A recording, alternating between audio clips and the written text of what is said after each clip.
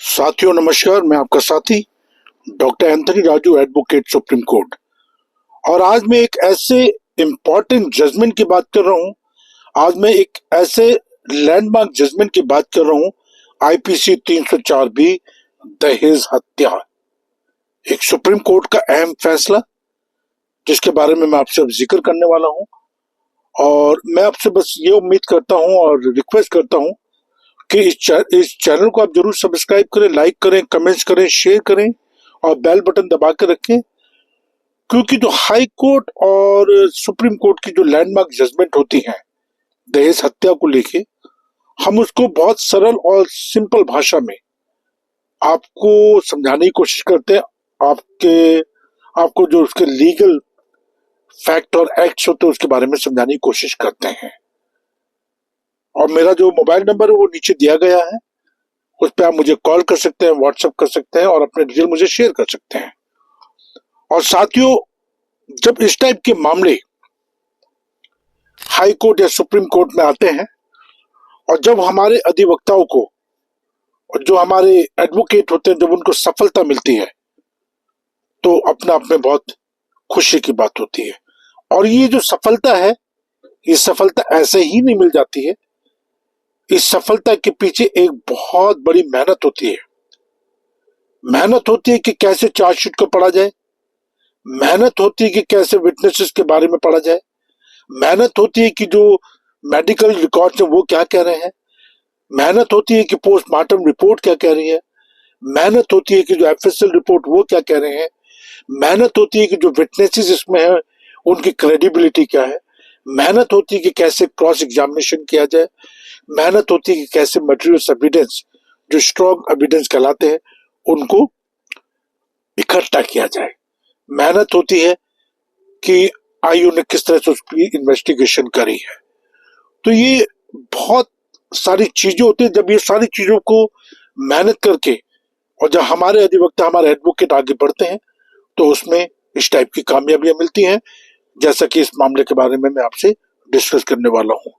ये बेंच थी honourable justice जेबी पारदीवाला साहब की एंड जस्टिस सुधांशु दुलिया साहब की।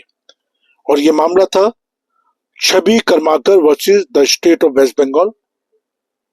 और इसमें जो धाराएं इन्वॉल्व थी वो थी आईपीसी 304 भी दहेज हत्या और आईपीसी 306 सुसाइड के लिए उकसाना। और इसमें हुआ ये कि जो ट्रायल कोर्ट थी और हाई कोर्ट थी, ट्रायल कोर्ट ने अपना जजमेंट सुनाया और इनको कन्विक्ट किया, इनको सजा सुनाई। और उसके बाद ये मामला पहुंचा हाई कोर्ट और हाई कोर्ट ने जो ट्रायल कोर्ट की जो जजमेंट थी उसको बरकरार रखा और इनकी सजा जो थी वो बरकरार रही। फिर ये लोग पहुंच गए सुप्रीम कोर्ट। अब सुप्रीम कोर्ट के सामने तीन चीज बड़ी इंपॉर्टेंट निकल के आई कि ये दहेज हत्या हुई है या दहेज उत्पीड़न का मामला है या सुसाइड करने के लिए उकसाने वाला मामला है। तो ये सारी बातें जब निकल के आए, सुप्रीम कोर्ट ने जब ऑन रिकॉर्ड सारे मटेरियल चेक करे, ऑन रिकॉर्ड जब एविडेंस देखे और इस टॉपिक को लेकर जब हमारे अधिवक्ताओं ने बहस करी, तो सुप्रीम कोर्ट ने पाया, मैं इसमें ज्यादा डिटेल आपको बनाने वाला हूं, जो एक आने वाले वक्त में एक बहुत अच्छी और वीडियो मैं आपको दूंगा। और इन शॉर्ट मैं आपको बता रहा हूँ कि इसमें क्या हुआ कि जो हमारे अधिवक्ता गण थे उन्होंने बड़ी बेहतरीन तरीके से और बड़े उम्दा तरीके से they have kept their defense in front of the honorable Supreme Court। और वो सुप्रीम कोर्ट को ये समझाने में कामयाब हो गए कि जनाब ये दहेज हत्या का मामला नहीं है। अच्छा, दहेज हत्या सुप्रीम कोर्ट किसको मानती है? दहेज हत्या का मतलब ये होता है कि अगर कोई कोई कोई दहेज कोई सुसाइड हुआ है और सुसाइड से कुछ पहले दहेज की डिमांड की गई है ना, या दहेज उत्पीड़न किया गया और उसकी वजह से इमीडिएटली उस लड़की ने सुसाइड कर लिया या इमीडिएटली अपने आप को बर्न कर लिया या इमीडिएटली छलांग लगा के आत्महत्या कर ली, तो इसको सुप्रीम कोर्ट कहती है दहेज हत्या। बट यहाँ पे ऐसा कुछ नहीं हुआ था। जितने भी विटनेसेस इसमें थे, किसी ने भी दहेज को लेके या दहेज की डिमांड को लेके कोई बात नहीं करी और ना कोई दहेज उत्पीड़न को लेके कोई बात करी। तो वहां पे सुप्रीम कोर्ट को लगा कि यार ये आईपीसी 304 बी का मामला तो बनता नहीं है। अब लड़के ने कर लिया सुसाइड, तो आईपीसी 306 उसके ऊपर लगाई गई, क्योंकि होता है ना जैसे फैमिली में लड़ाई झगड़े होते हैं तो कई बार हम लोग के जाके डूब के मर जा, इस टाइप की हम बातें करते हैं, तो उसको एक उकसाने वाला मामला कहते हैं, एक सुसाइड के उकसाने वाला मामला कहते हैं।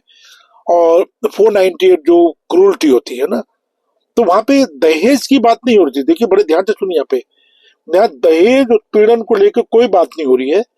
यहाँ पे एक आपसी लड़ाई झगड़े हो रहे हैं और लड़ाई झगड़े में हस्बैंड ने या घर के लोगों ने कह दिया जाके मर जा या कूद के मर जा, है ना, या लड़ाई झगड़े भयंकर तरीके से हो रहे हैं, है ना, तो उसको उसको 498 जो दहेज क्रूरटी का दहेज 498 में दहेज उत्पीड़न नहीं होता, उसमें क्रूरटी होती है ना, उत्पीड़न।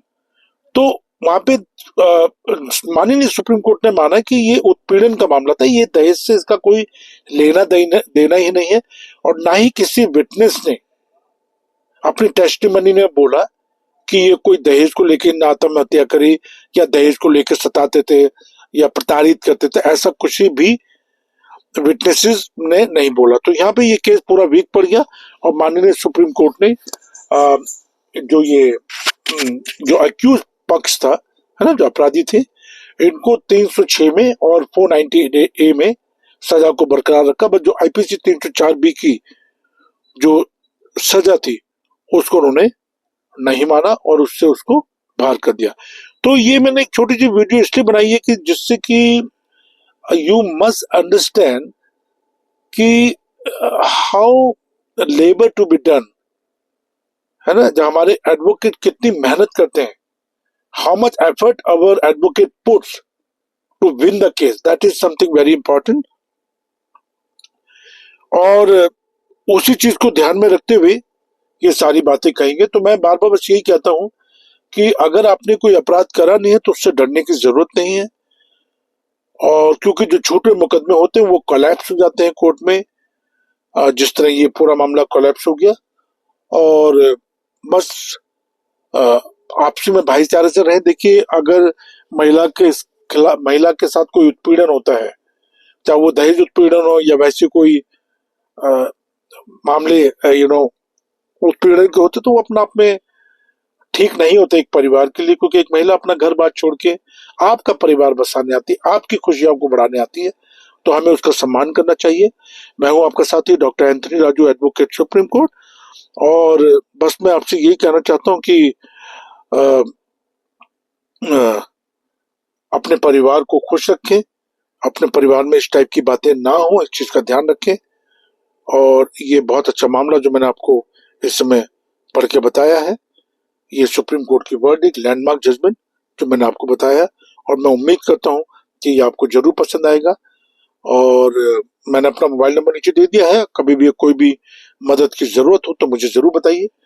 और हमारे अधिवक्ता बहुत मेहनत करते हैं केसेस के अंदर, और पूरे हिंदुस्तान में हमारे एडवोकेट हैं जो आपकी पूरी तरह से मदद करेंगे। ये मैं बड़ी जिम्मेदारी और के साथ कह रहा हूँ कि अगर आपने कोई अपराध नहीं करा तो डरने की जरूरत नहीं, अपने माननीय कोर्ट पे विश्वास रखें, आपको जस्टिस जरूर मिलेगा। जय हिंद, जय भारत।